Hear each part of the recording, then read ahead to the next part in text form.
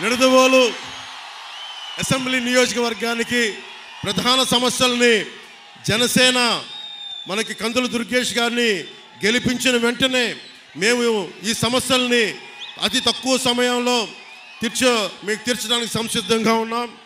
చిన్న కాశీ రేవుకి వెళ్ళే మార్గాన్ని పునరుద్ధరణ చేయడం, నిడదవోలులో 100 పడకల ఆసుపత్రి నిర్మాణాన్ని పూర్తి చేయడం, నిడదవోలు పట్టణంలో మనం ఎదుర్కొంటున్న డంపింగ్ యార్డ్ సమస్యని అత్యంత తక్కువ కాలంలో పరిష్కారం చేయటం, గోదావరి జలాల్ని నిడదవోలు పట్టణ ప్రజలకి అందేలా చర్య తీసుకోవటం, స్వచ్ఛమైన నీటిని ప్రజలకు అందించడం, ముఖ్యంగా యువతకి ఒక ఇండోర్ స్టేడియాన్ని నిర్మించడం,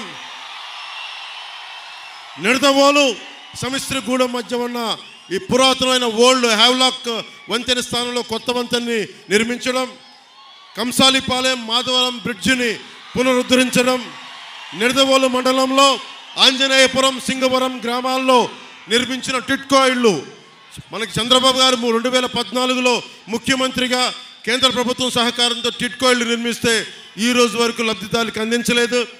మన కూటమి ప్రభుత్వం రాగానే లబ్ధిదారులందరికీ టిట్కో ఇళ్ళని అందిస్తాం. అర్హులైన ప్రతి ఒక్కరికి టిట్కో ఇళ్ళని అందిస్తాం. పెరవలి మండలం కేంద్రంలో బస్ స్టాండ్ నిర్మిస్తాం. పెరవలి ప్రభుత్వ ఆసుపత్రిలో మన నేషనల్ హైవే 16కి రోడ్డుకి కొంచెం ఇబ్బందిగా ఉంది. అరటి రైతులు ఇతర రైతాంగం ప్రజలు తణుకు వెళ్ళడానికి ఆ కటింగ్ని వెంటనే రాగానే వచ్చే చర్యలు తీసుకుంటాం. కానూరు నడుపల్లి తణుకు రోడ్డుని ఆధునీకరిస్తాం. ముక్కాల నుండి పెరవలి వరకు రోడ్డుని ఆధునీకరణ, మర్రెపాలెం బ్రిడ్జిని అందరికి అసౌకర్యంగా ఉంది, దాన్ని వెడల్పు చేయటం, నిడదవోలు అసెంబ్లీ నియోజకవర్గంలో జగన్ పాలనలో రోడ్లు గుంతలమయమైపోయింది.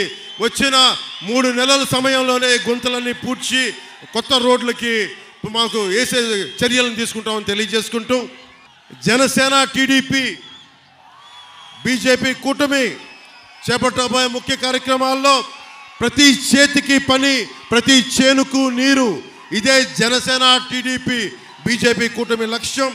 బీసీల భవిష్యత్తుకి గ్యారంటీగా నిలబడతాం.